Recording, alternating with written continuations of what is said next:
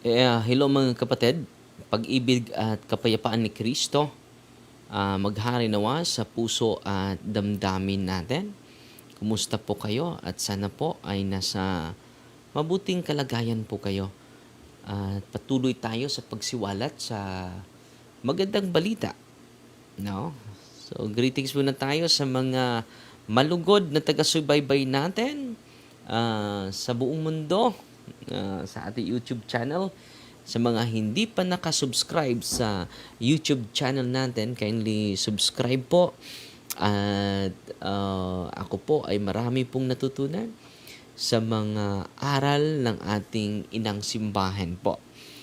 At nanonood sa ating kapatid na si Tabu-Tabu, Babor Joy, si Rosalie Hamero Budyungan. So, magandang araw sa inyo.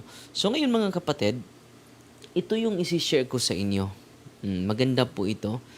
At yung reflection ng mga banal sa first reading ngayon. Babasahin ko lang yung first reading ha. Very inspiring po yung first reading ng persecution, yung mga rejection ng ating mga apostol. No? So, Acts of the Apostles, ngayon po ito, May 12 po ngayon. May 12, 2026. Acts of the Apostles, chapter 16, verses 22 to 34. The crowd in Philippi joined in the attack on Paul and Silas. And the magistrates had them stripped and ordered them to be beaten with rods. After inflicting many blows on them, they threw them into prison and instructed the jailer to guard them securely. When he received these instructions, he put them in the innermost cell and secured their feet to a stake. About midnight, while Paul and Silas were praying and singing hymns to God as the prisoners listened, there was suddenly such a severe earthquake that the foundation of the jail shook. All the doors flew open, and the chains of all were pulled loose. When the jailer woke up and saw the prison doors wide open, he drew his sword and was about to kill himself, thinking that the prisoners had escaped. But Paul shouted out in a loud voice, "Do not harm to yourself. We are all here." He asked for a light and rushed in, and trembling with fear, he fell down before Paul and Silas. Then he brought them out and said, Sirs, what must I do to be saved?" And he said, "Believe in the Lord Jesus, and you and your household will be saved." So they spoke the word of the Lord to him and to everyone in his house. He took them in at the hour of the night and bathed their wounds, and he and all his family were baptized at once. He brought them up into his house and provided a meal, and with his household rejoiced at having come to faith in God. The word of the Lord. Thanks be to God. So, ang ganda ng istorya. Very inspiring po sa ating lahat na may dinadaanan, mga pagsubok na ating dinadaanan. So, sa pamagitan nito, ma-inspire tayo. Paano ginawa ni Paul at ni Silas, how they respond, the rejection of the whole crowd in Philippi. And also the magistrates, yung mga leader, ni-reject sila. No? They give quality time in their prayer life. Pangalawa, they sing psalm. Umaawit sila. So, minsan ay kung may mag-persecute sa atin, anong gawin natin? Hindi na tayo mag-pray. Galit na tayo. And then we become defensive. We look at Paul. They pray. No? They pray more. And they sing praises to God. Yan ang kulang natin eh. No, kung may mga pagsubok na tayo, mawala na tayo, magiba na tayo. So, let us imitate Paul. Just imagine para silang baliw. No? Yung nila, yung paa nila ay nilalagyan na ng kahoy, no? Parang duldol. Mga buang bitaw, punta nga ng duldol. So, I hope we are encouraged. While I'm contemplating, alam niyo mga kapatid, while I'm contemplating the first reading, itong mga pagsubok na nangyari sa buhay ko, cute na cute lang. No? Very inspiring yung ginawa ng mga apostol. Yung mga masamang salita against sa'yo. Cute na cute lang po. Tingnan niyo yung mga apostol. No? Ang dami na ng sugat. Na hindi pa nakontento. No? Yung buong tao ang nag-inflict ng sugat sa kanila. Ni Silas. Pero hindi sila nawalan ng pag-asa. Ito yung sabi ni, ang ganda po. Ito yung sabi ni, sa homily natin kanina, ito yung sabi ni Saint John Chrysostom, no? Marvels. Saint John Chrysostom marvels that they did not complain or despair. So, yung mga apostol, hindi nag-complain. Hindi din nawalan ng pag-asa. After scourging, after chains, di ba? Ginapo sila.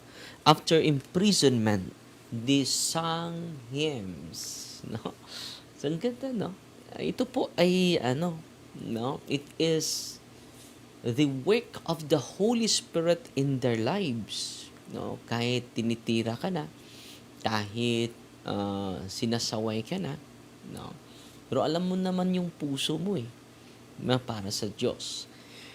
For him, they showed, sabi ni St. John Chrysostom, supernatural joy, courage born from grace, and victory over suffering. He explains that demons expect suffering to produce despair. Di ba? Kung may pagsubok tayo, we question God, and then madry na yung natin pagsunod kay Kristo, hindi na tayo magsamba, hindi na tayo pupunta sa simbahan. No? Demons expect suffering to produce despair. So yung natin, yung sakit natin, gagamitin ng demonyo yan to lead you despair, anxiety. No? I hope you will offer it to the Lord like the apostles. Like Apostle Paul and like Saint Silas. But the saints, but the apostles transform their suffering into worship. Wow, no? Ang ganda, no? The prison become a church. No? So yan po ha, sana po ako po ay na-inspire sa binabasa natin ngayon. Pero ang isi-share ko ngayon sa inyo, quick live lang po tayo, no? Ito po, dahil nandito na tayo sa hierarchy of angels. No? Ito yung isi-share ko sa inyo. Ano ba yung kahulugan ng hierarchy? So ito po, babasahin natin. Ito po yung sinusunod ng simbahan, the hierarchy of angels. Sa simbahan din is hierarchical, not democracy, not parliamentary, but hierarchy. Ano ba yung kahulugan ng hierarchy? Dito tayo sa etymology of hierarchy. Galing pala ito sa two Greek words, hieros and arche. So ano yung hieros? Ang kahulugan pala sa hieros or hierarchy.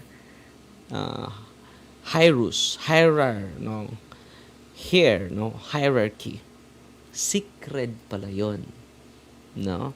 And then the arche is rule, office.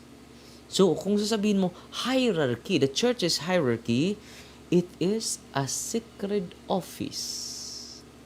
It is a secret task, no? a secret order under the divine authority. It is a divine and eternal, natural law created by God.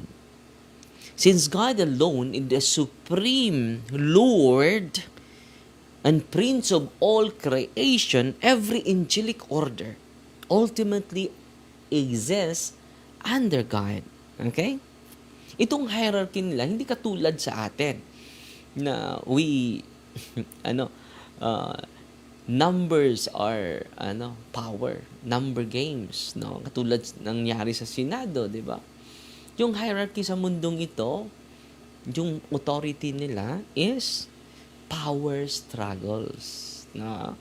So, ang hierarchy sa mga anghel at ang hierarchy ng simbahan not based on power struggles. Ano yung power struggles? Bibili ka panahon sa eleksyon para manalo si Mayor Darwin, para manalo si Vice Mayor Darwin, no? O si Kagawad Darwin. Because we base our power, our authority on power struggle. So yung mga may kapangyarihan, yun ang mananalo. Yung mga walang kapangyarihan, walang boses, hindi yun mananalo. Pero yung mga hierarchy and order of the angels based on divine harmony, based on divine origin, based on divine plan, based on divine order, divine wisdom. So the hierarchy is a participation of God's light, no? God's illumination and service. So the hierarchy among the angels is not dominion, not subjugation, but service. No, the divine reason, the divine purpose, the divine meaning of authority is service. No, hindi po maging lamang ka sa iba. Hindi po ganun. And then the closer an angel to God, the more it receives divine illumination and communicates it to those below. No? So yung mga nasa taas, they receive more illumination and they communicate that light to the lower angels. So their service is to communicate. Their hierarchy is to serve one another, not to compete one another. No.